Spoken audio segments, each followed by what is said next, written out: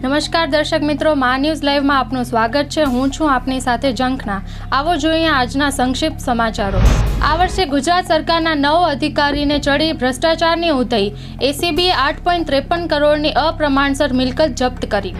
ધોરણ 6 થી 12માં ભણાવાશે ભગવદ્ ગીતાના પાઠ સુંદર ચિત્રો સાથે આલેખન નવા પાઠ્યપુસ્તકમાં જોવા મળશે। જમ્મુ કાશ્મીરમાં સુરક્ષા દળોના ફાયરિંગમાં એક ઘૂસણખોર ઢેર લાશને લઈ જતા દેખાયા આતંકી। કાશ્મીરમાં જામવા લાગ્યા નદી નાળા તેમજ પંજાબ હરિયાણામાં ગાઢ ધુમ્મસ જોવા મળેલ છે। દેશમાં ફરી કોરોના મચાવશે હાહાકાર। નવા વેરિયન્ટના એક સાથે અનેક કેસ સામે આવતા હડકંપ મચાયો છે। WHOએ આપી દીધી ચેતવણી। અમદાવાદ ઉદયપુર હાઈવે પર મોટી દુર્ઘટના। ટ્રક કેનાલ સાથે ટકરાતા તૂટ્યો બંધ। લાખો લીટર પાણી નેશનલ હાઈવે 48માં ફરી વળ્યું। સોનાની કિંમત 63,300ની સપાટીએ પહોંચ્યું છે, જ્યારે ચાંદીની કિંમત 80,000ની નજીક પહોંચી ગઈ છે। દેશમાં દર કલાકે 25થી વધુ લોકો સંક્રમિત થઈ રહ્યા છે। કોરોનાના કેસોએ વધારી ચિંતા। ગાંધીનગરમાં વધતા જતા અકસ્માત।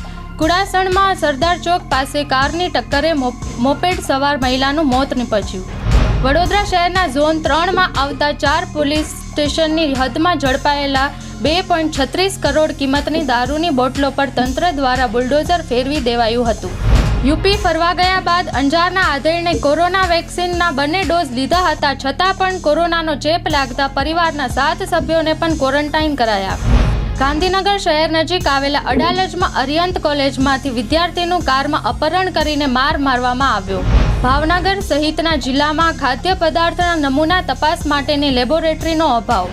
બસ સ્પોટની વ્યવસ્થા સુગમતાથી થાય, જેથી શેરી ફેરિયા સંગઠનને સ્વેચ્છાએ સહમતિ દર્શાવી હોવાનો ભુજ નગરપાલિકાનો દાવો। અર્બન લેબના પ્લાનને ચકાસવા મોક ડ્રીલની માંગ કરતું ફેરિયા સંગઠન। કોંગ્રેસ દ્વારા આદિવાસીના હક અને MLA ચેતર વસાવાને લઈને હુંકાર રેલીનું આયોજન।